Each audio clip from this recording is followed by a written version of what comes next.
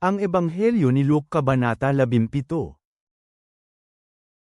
Sinabi ni Jesus sa kanyang mga alagad, "Tiyak na darating ang mga bagay na magiging dahilan upang tayo ay magkasala, ngunit aba sa taong pagmumulan ng mga ito. Mas mabuti pa sa kanya kung bitin ng kanyang leeg ng isang gilingang bato at ihagis siya sa dagat, kaysa maging sanhi ng pagkakatisod ng maliliit na ito. Mag-ingat kayo, kung nagkasala ang iyong kapatid na lalaki, sawayin mo siya, at kung siya ay nagsisi, patawarin mo siya. Kapag nagkasala siya laban sa iyo ng 7 beses sa isang araw, at 7 beses na bumalik sa iyo, sinasabi, nagsisisi ako, dapat mo siyang patawarin." Sinabi ng mga apostol sa Panginoon, "Dagdagan mo ang aming pananampalataya." Sinabi ng Panginoon, "Kung may pananampalataya kayo na tulad ng isang butil ng mastasa, sasabihin ninyo sa puno ng sikamorong ito, mabunot ka, at matanim sa dagat, at kayo ay susundin nito. Ngunit sino sa inyo, na may lingkod na nag-aararo o nag-aalaga ng tupa, ang magsasabi sa kanya kapag nakabalik na siya mula sa bukid, pumarito ka kaagad at umupo upang kumain? Hindi ba niya sasabihin sa kanya, maganda ka ng kakainin ko, magbigkis ka at pagsilbihan mo ako hanggang sa matapos akong kumain at uminom? At pagkatapos, kumain ka at uminom." Hindi siya nagpapasalamat sa lingkod dahil ginawa niya ang mga bagay na iniutos, nagpapasalamat ba siya? Ganoon din kayo, kapag nagawa ninyo ang lahat ng bagay na iniutos sa inyo, dapat ninyong sabihin, hindi kami karapat-dapat na mga lingkod. Ginawa lang namin ang dapat naming gawin. Nangyari na habang sila ay nasa daan patungong Jerusalem, siya ay naglalakbay sa lupaing pagitan ng Samaria at Galilea. At sa kanyang pagpasok sa isang nayon, doon ay sinalubong siya ng 10 lalaking ketungin. Tumayo sila ng malayo sa kanya at nilakasan nila ang kanilang tinig, sinasabi, "Jesus, Amo, maawa ka sa amin." Nang makita niya sila, sinabi niya sa kanila, "Pumunta kayo at ipakita ninyo ang inyong mga sarili sa mga pari." At nangyari nga na habang sila ay papunta, sila ay nalinisan. Nang makita ng isa sa kanila na gumaling siya, bumalik siya nang may malakas na tinig na niluluwalhati ang Diyos. Yumuko siya sa paanan ni Jesus, nagpapasalamat sa kanya. Isa siyang Samaritano. Sumagot si Jesus, sinabi, "Hindi ba 10 ang nilinis?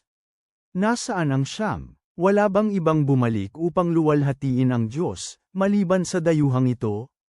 Sinabi niya sa kanya, "Tumayo ka, at humayo. Pinagaling ka ng iyong pananampalataya." Nang naitanong sa kanya ng mga Pariso kung kailan darating ang kaharian ng Diyos, sinagot sila ni Jesus at sinabi, "Ang kaharian ng Diyos ay hindi isang bagay na mapagmamasdan. Ni hindi nila sasabihin, tumingin kayo rito, o tumingin kayo roon, dahil ang kaharian ng Diyos ay nasa inyo." Sinabi ni Jesus sa mga alagad, "Darating ang mga araw na nanaisin ninyong makita ang isa sa mga araw ng Anak ng Tao, ngunit hindi ninyo ito makikita. Sasabihin nila sa inyo, tingnan ninyo, naroon, o tingnan ninyo, narito. Ngunit huwag kayong pumunta, ni sumunod sa kanila, sapagkat gaya ng paglitaw ng kidlat kapag ito ay kumislap buhat sa isang panig ng kalangitan tungo sa ibang panig ng kalangitan, gayon din naman ang Anak ng Tao sa kanyang araw. Ngunit kailangan muna niyang magdusa ng labis at itakwil ng salinlahing ito." Katulad ng nangyari sa panahon ni Noe, gayon din ang mangyayari sa mga araw ng Anak ng Tao. Nagsisikain sila, nagsisiinom, nagsisipag-asawa at ibinibigay sila upang mag-asawa, hanggang sa araw na pumasok sa arko si Noe, at dumating ang baha at pinatay silang lahat.